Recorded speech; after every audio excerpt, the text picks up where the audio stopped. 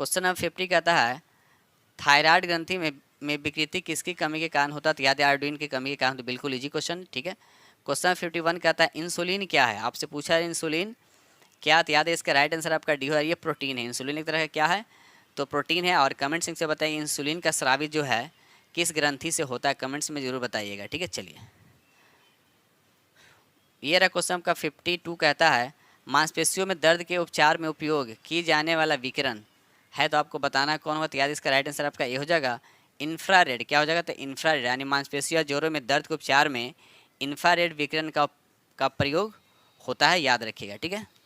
Question 53 कहता है ओकोजिन संबंधित है, ओकोजिन जो है संबंधित है, तो आपको बताना किस रोग से संबंधित है? इसका राइट आंसर आपका सी यानी कर्क रोग से ये संबंधित है। याद रखिए कर्क रोग से क्या है? संबंधित है, ठीक है। चलिए क्वेश्चन नंबर 54 कहता है यूकैरियोटिक कोशिका में हानिकारक पदार्थों को डिटॉक्स करने के लिए कौन सा अंग उत्तरदायी है, ये आपको बताना है। तो याद है इसका राइट आंसर आपका बी हो जाएगा पेरोक्सिसोम। याद है पेरोक्सिसोम क्या है? अंग उत्तरदायी है, ठीक है। चलिए क्वेश्चन नंबर यहाँ पर 55 कहता है 10⁻⁶ के कारक को इंगित करने के लिए प्रयुक्त उपसर्ग क्या है, ये आपको बताना। प्रयुक्त उपसर्ग क्या? तो इसका राइट आंसर आपका बी हो जाएगा मेगा। क्या हो जाएगा? मेगा हो जाएगा, ठीक है। चलिए क्वेश्चन नंबर 56 कहता है थर्मामीटर और थर्मोस्टेट में क्या अंतर है? यानी थर्मामीटर क्या और थर्मोस्टेट क्या, दोनों में अंतर बताने हैं। तो याद है इसका राइट आंसर आपका ए हो जाएगा, क्योंकि थर्मामीटर का काम है टेम्परेचर को क्या करना है, यानी मेजर करना, जबकि थर्मोस्टेट का काम है कि टेम्परेचर को नियंत्रित करना। तो ये इसका आपका सटीक आंसर होगा, ठीक है। चलिए बढ़ते हम लोग अगले प्रश्न की तरफ। क्वेश्चन नंबर यहाँ पर 57 कहता है निम्न में से वह घटना क्या है जिसके कारण तरंगे एक छोटे छिद्र से गुजरने के बाद फैलती है? तो याद है इसका राइट आंसर आपका सी हो जाएगा विवर्तन। याद रखिएगा क्या हो जाएगा? विवर्तन हो जाएगा, ठीक है। चलिए क्वेश्चन 58 कहता है ठोस के माध्यम से ध्वनि संचरण की प्रक्रिया क्या कहलाती है? तो याद है इसका राइट आंसर आपका बी हो जाएगा प्रवाहकत्व कहलाता है। क्या कहलाता है? प्रवाहकत्व कहलाता है, ठीक है। क्वेश्चन नंबर 59 कहता है निम्नलिखित में कौन अचुंबकीय पदार्थ है? आपको बताना अचुंबकीय पदार्थ है, ये बताना है। तो याद रहे इसका राइट आंसर आपका डी हो जाएगा एल्युमिनियम जो है अचुंबकीय पदार्थ है, ठीक है। चलिए कमेंट सेक्शन में बताइएगा कि चुंबकीय पदार्थ कौन कौन से होते हैं जो चुंबक में सड़े जाते हैं, ठीक है। चलिए क्वेश्चन नंबर 60 कहता है गॉड पार्टिकल्स है, तो वास्तव में ये क्या है? तो याद है इसका राइट आंसर का बी हो जाएगा हिंग्स बेसोन। याद रखिए हिंग्स बेसोन है, क्या है? हिंग्स बेसोन है, ठीक है। बढ़ते हम लोग अगले प्रश्न की तरफ। क्वेश्चन नंबर 61 रेडियो तरंगों की खोज का श्रेय किसे दिया जाता है? तो राइट आंसर क्या हो जाएगा? सी हो जाएगा हेनरिक हर्ट्ज को। याद रखिए हेनरिक हर्ट्ज को जाता है, ठीक है। चलिए अगला प्रश्न क्वेश्चन नंबर यहाँ पर 62 कहता है घरेलू ईंधन के रूप में प्रयुक्त एलपीजी गैस में मुख्यतः होता है, तो क्या होता है? आपको बताने इसमें क्या होता है। देखिए इसमें क्या होता है ब्यूटेन भी होता है, प्रोपेन भी होता है, और मार्केप्टन भी होता है। तो मार्केप्टन का काम क्या होता है? गैस में कोई स्मेल नहीं होता, इसका काम है मार्केप्टन का काम क्या होता है? गैस क्या होता है? स्मेल देता है, याद रखिएगा, ठीक है। चलिए आगे बढ़ते हम लोग। क्वेश्चन नंबर 63 कहता है इलेक्ट्रॉन की खोज निम्नलिखित में से किसके द्वारा किया गया था? तो याद इसका राइट आंसर आपका सी हो जाएगा जे टॉमसन के द्वारा किया गया था। याद है जे टॉमसन के द्वारा किया गया था। कमेंट सेक्शन में बताइए कि जे टॉमसन इलेक्ट्रॉन की खोज कब की है, ठीक है। क्वेश्चन नंबर यहाँ पर 64 कहता है रेत और नेपथिलीन के मिश्रण को किसके द्वारा अलग किया जा सकता है? रेत मिला हुआ उसमें नेपथिलीन मिला हुआ, उसको किस प्रोसेस से हम उसको अलग करेंगे? तो याद है इसका राइट आंसर आपका क्या हो जाएगा? ए हो जाएगा यानी ऊध्र्वपात यानी सब्लिमेशन के द्वारा। क्यों? क्योंकि नेपथिलीन क्या है? एक सब्लिमेट है, मतलब जब इसको खुले छोड़ देते क्या हो जाएगा? ये क्या हो जाएगा आपका? नेपथिलीन सीधा गैस में कन्वर्ट होता है ना। इस यानी ऊध्र्वपातन जो प्रोसेस होता है उसमें क्या होता है? सीधा गैस से सीधा सॉलिड से क्या होता है? गैस में कन्वर्ट होता है, ठीक है, याद रखिएगा। चलिए बढ़ते हम लोग अगले प्रश्न की तरफ। क्वेश्चन नंबर 65 कहता है किसने shining Sikh youth of India नामक पुस्तक का विमोचन किया? तो याद है इसका राइट आंसर आपका सी हो जाएगा राजनाथ। याद रखिएगा राजनाथ, ठीक है। चलिए ये अगला प्रश्न क्वेश्चन नंबर 66 कहता है निम्न में से किस किरण का वेग प्रकाश के वेग के लगभग बराबर होता है? तो याद रखिए इसका राइट आंसर आपका सी हो जाएगा गामा किरण। याद रखिए गामा किरण कैसा किरण? इस पर कोई चार्ज नहीं होता। अल्फा पे क्या होता है? पॉजिटिव होता है, बीटा पे क्या होता है? निगेटिव होता है, और गामा जो कि इस पर कोई चार्ज नहीं, इसलिए इसका वेलोसिटी क्या होता है? सबसे ज़्यादा होता है, यानी लगभग बोला तो प्रकाश के वेग के लगभग क्या होता है? ये बराबर होता है, ठीक है।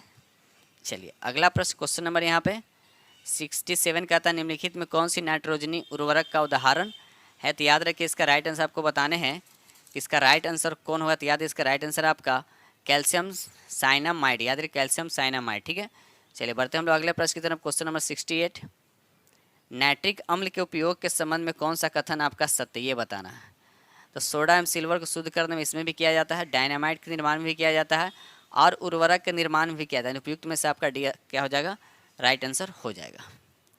क्वेश्चन नंबर 69 कहता है ऑक्सीजन की अनुपस्थिति होती है तो बताना है किस में अनुपस्थिति होती है और किस में ऑक्सीजन नहीं होता है। तो याद रखिए इसका राइट आंसर आपका क्या हो जाएगा, ए हो जाएगा, केरोसिन हो जाएगा।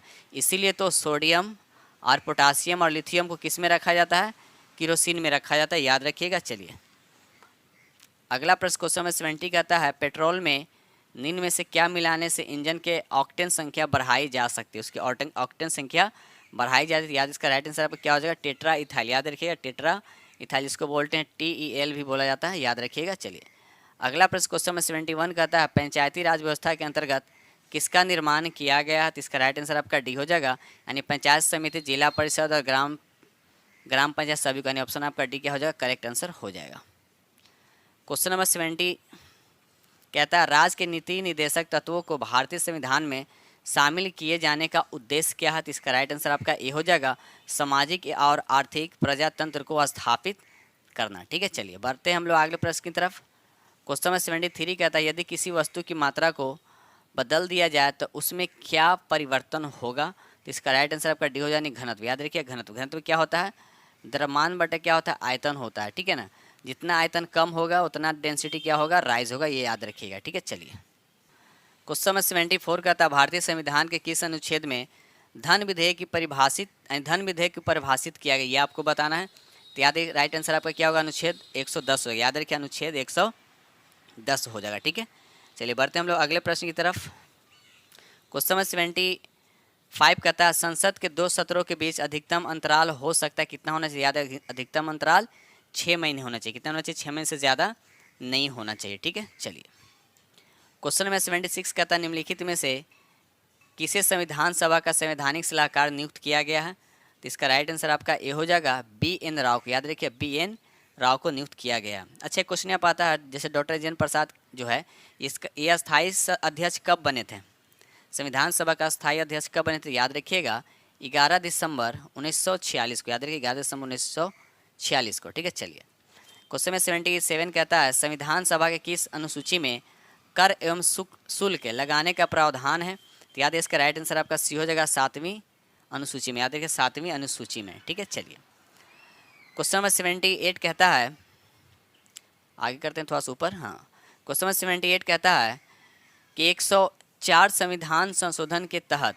निम्न में से कौन वर्ग समूह जुड़ा है, ये आपसे पूछा है। तो याद है इसका राइट आंसर आपका अनुसूचित जाति और अनुसूचित जनजाति को समूह को जोड़ा, यानी ऑप्शन आपका डी क्या हो जाएगा, करेक्ट आंसर हो जाएगा। ठीक है, चलिए क्वेश्चन नंबर 79 कहता है शिक्षा का अधिकार मौलिक अधिकार के रूप में कब बना। शिक्षा का अधिकार जो मौलिक अधिकार के रूप में कब बना। तो याद रखिए 2010 में। 2010 यानी ऑप्शन आपका सी करेक्ट आंसर हो जाएगा। ठीक है, चलिए अगला प्रश्न क्वेश्चन नंबर यहाँ पे 80 कहता है निम्न में से किस संविधान संशोधन द्वारा संसद को यह अधिकार दिया गया कि संविधान के किसी भी हिस्से का संशोधन कर सकती। तो आपको बताना है कौन सा संविधान संशोधन के तहत। याद है कि इसका राइट आंसर आपका सी हो जाएगा, 24वां संविधान संशोधन। अब 24वां संविधान संशोधन। ठीक है, याद रखिएगा। चलिए आगे बढ़ते हम लोग अगले प्रश्न की तरफ।